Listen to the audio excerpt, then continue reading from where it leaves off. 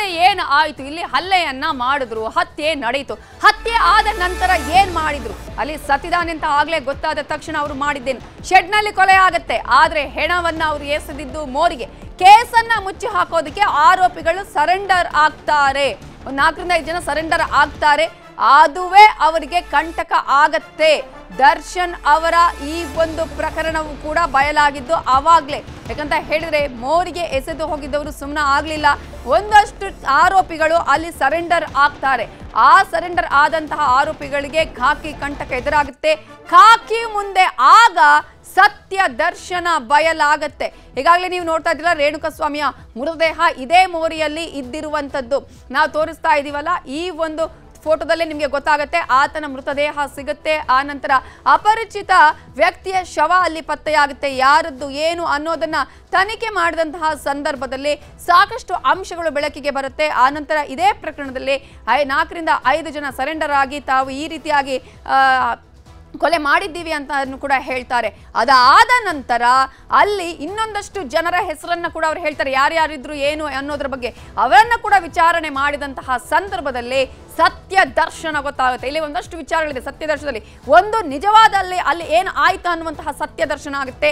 ದರ್ಶನ್ ಅವರ ಪಾತ್ರದ ಬಗ್ಗೆ ಕೂಡ ಇಲ್ಲಿ ಗೊತ್ತಾಗುತ್ತೆ. ಕಂಪ್ಲೀಟ್ ಆಗಿ ಏನು ಆಗಿದೆ ಅನ್ನುವಂತಹ ಇಡೀ ಒಂದು ಪ್ರಕರಣ ಸರಿಯಾದಂತಹ ದಿಕ್ಕಿನಲ್ಲಿ ತನಿಖೆ ನಡೆದಾಗ ಯಾರ್ಯಾರಿದ್ರು, ಏನಾಯ್ತು, ಇದರಲ್ಲಿ ಯಾರ್ಯಾರ ಪಾತ್ರ ಏನು ಅನ್ನೋದು ಕಂಪ್ಲೀಟ್ ಆಗಿ ಮಾಹಿತಿ ಪೊಲೀಸರಿಗೆ ಸಿಕ್ಕಿಬಿಡುತ್ತೆ ಸಾಕ್ಷ್ಯಾಧಾರಗಳ ಆಧಾರದಲ್ಲಿ. ಇದರ ಬಗ್ಗೆ ಇನ್ನಷ್ಟು ಡೀಟೇಲ್ಸ್ ಅನ್ನ ಕೊಡೋದಕ್ಕೆ ನಮ್ಮ ರಿಪೋರ್ಟರ್ ಮಂಜುನಾಥ್ ಈಗ ನೇರ ಸಂಪರ್ಕದಲ್ಲಿ ಜಾಯಿನ್ ಆಗಿದ್ದಾರೆ. ಮಂಜುನಾಥ್, ಈಗಾಗಲೇ ಶೆಡ್ನಲ್ಲಿ ಕೊಲೆಯನ್ನ ಮಾಡಿ ಆನಂತರ ನೇರವಾಗಿ ಎಲ್ಲಿ ಹಾಕಬೇಕು ಅಂತ ಗೊತ್ತಾಗದೆ ಇಲ್ಲಿ ಮೋರಿಯಲ್ಲಿ ಎಸೆದು ಹೋಗಿದ್ರೆ ಯಾರಿಗೂ ಕೂಡ ಗೊತ್ತಾಗೋದಿಲ್ಲ. ಇದೇನೋ ಅನಾಥ ಶವ ಅಂತ ಅಂದ್ಕೊಂಡು ಸುಮ್ಮನಾಗ್ತಾರೆ, ಯಾರಿಗೂ ಗೊತ್ತಾಗೋದಿಲ್ಲ ಅನ್ನುವಂತಹ ಯೋಚನೆಯಲ್ಲಿ ಪ್ಲಾನ್ ಮಾಡಲಾಗಿತ್ತ, ಆ ನಂತರ ನಡೆದಿದ್ದೆ.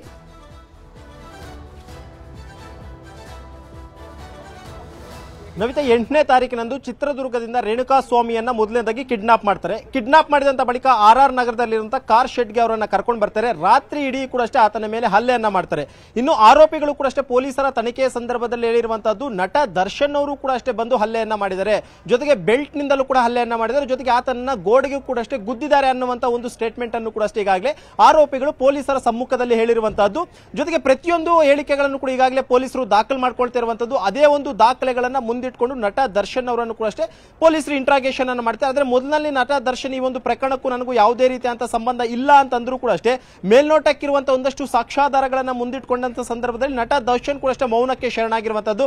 ಸದ್ಯಕ್ಕೆ ನಟ ದರ್ಶನ್ ಮತ್ತು ಪವಿತ್ರ ಗೌಡ ಇಬ್ಬರನ್ನು ಕೂಡ ಅಷ್ಟೇ ಖುದ್ದು ಪಶ್ಚಿಮ ವಿಭಾಗದ DCP ಆಗಿರುವಂತಹ ಗಿರೀಶ್ ಅವರ ಇಂಟ್ರಾಗೇಷನ್ ಅನ್ನು ಕೂಡ ಮಾಡ್ತಾ ಇರುವಂತದ್ದು. ನೀವು ದೃಶ್ಯದಲ್ಲೂ ಕೂಡ ನೀವು ನೋಡ್ತಾ ಇರಬಹುದು. ಇದೇ ಒಂದು ಅನ್ನಪೂರ್ಣೇಶ್ವರ ನಗರ ಪೊಲೀಸ್ ಸ್ಟೇಷನ್ ಅಲ್ಲಿ ಪ್ರಕರಣಕ್ಕೆ ಸಂಬಂಧಪಟ್ಟಂತೆ ಈಗಾಗಲೇ ಅಧಿಕೃತವಾಗಿ 11 ಜನ ಆರೋಪಿಗಳನ್ನು ಮತ್ತು ನಟ ದರ್ಶನ್ ಪವಿತ್ರ ಗೌಡ ಸೇರಿದಂತೆ 13 ಜನರನ್ನ ಕೂಡ ಈಗಾಗಲೇ ಪ್ರತ್ಯೇಕವಾಗಿ ವಿಚಾರಣೆಯನ್ನ ಮಾಡ್ತಿರುವಂತದ್ದು.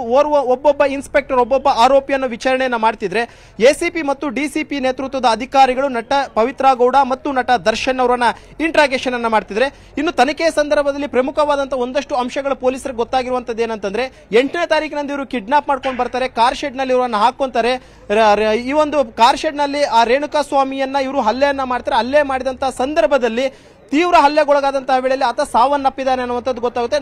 ಖುದ್ದು ನಟ ದರ್ಶನ್ ಅವರು ಕೂಡ ಅಷ್ಟೇ ಹಲ್ಲೆಯನ್ನ ಮಾಡಿರುವಂತದ್ರ ಬಗ್ಗೆ ಆರೋಪಿಗಳು ಕೂಡ ಈಗಾಗಲೇ ಹೇಳಿರುವಂತಹದ್ದು.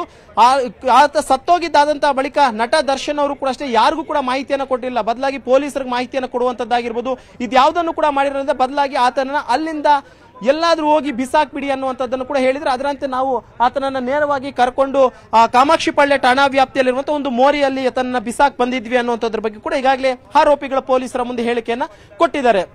ಸದ್ಯಕ್ಕೆ ಸಂಪೂರ್ಣವಾದಂತಹ ಹೇಳಿಕೆಯನ್ನು ದಾಖಲು ಮಾಡಿಕೊಂಡು ಸದ್ಯಕ್ಕೆ ಆರೋಪಿಗಳನ್ನೆಲ್ಲರನ್ನು ಕೂಡ ಈಗಾಗಲೇ ವಿಚಾರಣೆ ಮಾಡಿದಂತ ಬಳಿಕ ಮಧ್ಯಾಹ್ನದ ವೇಳೆಗೆ ಆರೋಪಿಗಳನ್ನ ವೈದ್ಯಕೀಯ ಪರೀಕ್ಷೆಗೊಳಪಡಿಸಿ ಕೋರ್ಟ್ಗೆ ಹಾಜರುಪಡಿಸೋದಕ್ಕೂ ಕೂಡ ಈಗಾಗಲೇ ಅನ್ನಪೂರ್ಣೇಶ್ವರ ಪೊಲೀಸರು ಸಿದ್ಧತೆಗಳನ್ನ ಮಾಡ್ಕೊಂತಿರುವಂತದ್ದು. ಯಾಕಂದ್ರೆ ಆರೋಪಿಗಳು ವಿಚಾರಣೆ ಸಂದರ್ಭದಲ್ಲಿ ಪ್ರಮುಖವಾಗಿ ನಟ ದರ್ಶನ್ ಆಗಿರ್ಬೋದು ಮತ್ತು ಪವಿತ್ರ ಗೌಡ ಆಗಿರ್ಬೋದು ಯಾವುದೇ ರೀತಿಯಾದಂತಹ ಪ್ರಾಪರ್ ಆದಂತಹ ಸ್ಟೇಟ್ಮೆಂಟ್ ನೀಡದ ಕಾರಣಕ್ಕೋಸ್ಕರ ಇವರನ್ನ ಕೊಲೆ ಪ್ರಕರಣದಲ್ಲಿ ಇವರ ವಿರುದ್ಧ ಈಗಾಗಲೇ ಏನೆಲ್ಲ ಸಾಕ್ಷ್ಯಗಳನ್ನ ಸಂಗ್ರಹ ಮಾಡಿದ್ರೆ ಆ ಒಂದು ಸಾಕ್ಷ್ಯಗಳನ್ನ ಇಟ್ಕೊಂಡು ನ್ಯಾಯಾಧೀಶರ ಮುಂದೆ ಮನವಿ ಮಾಡಿ ಅವ್ರನ್ನ ಮಾಹಿತಿಯನ್ನು ಪಡ್ಕೊಳ್ತೀನಿ ಮಂಜುನಾಥ್. ಹಾಗೆ ಸಂಪರ್ಕದಲ್ಲಿ ಕನ್ನಡಿಗರ ಮೆಚ್ಚಿನ ನಿಮ್ಮ ನ್ಯೂಸ್ 18 ಕನ್ನಡ ಈಗ ವಾಟ್ಸ್ಆಪ್ ನಲ್ಲಿಯೂ ಲಭ್ಯ. ಕರ್ನಾಟಕ ಮತ್ತು ದೇಶ ವಿದೇಶದ 360 ಡಿಗ್ರಿ ಸುದ್ದಿ ವಿವರವನ್ನ ನೀವು ನಿಮ್ಮ ಕೈ ಬೆರಳುಗಳಲ್ಲಿಯೇ ಪಡೆಯೋದಿಕ್ಕೆ ಈ QR ಕೋಡ್ ಅನ್ನ ಸ್ಕ್ಯಾನ್ ಮಾಡಿ, ನಮ್ಮ ಚಾನೆಲ್ ಅನ್ನ ಫಾಲೋ ಮಾಡಿ, ನೋಟಿಫಿಕೇಶನ್ ಆನ್ ಮಾಡಿ.